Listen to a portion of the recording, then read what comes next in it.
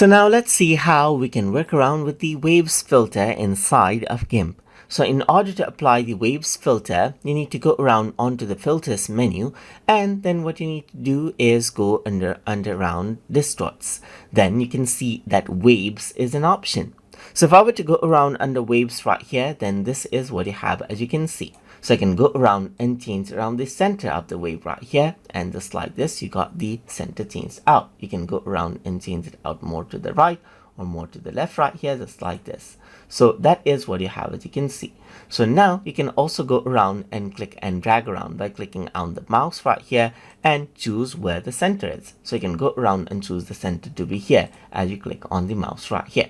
You can change around the amplitude right here, so you can really change it out, as you can see, or decrease out the amplitude over here, just like this as well.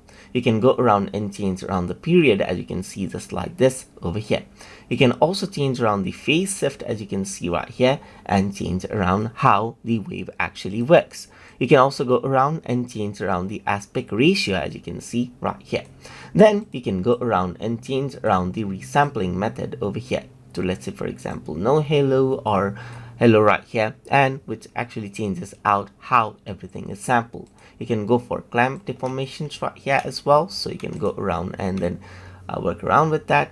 So you can see that it is loading, and you can also work around with blending modes right here. And then let's say, for example, screen it out right here so that you can see the before and after right here, and so forth.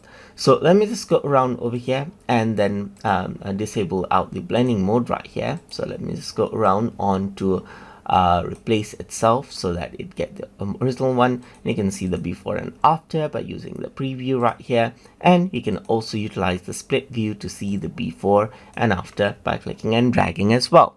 So once you're happy with the result, you can simply go around and press OK, and the wave filter will be applied.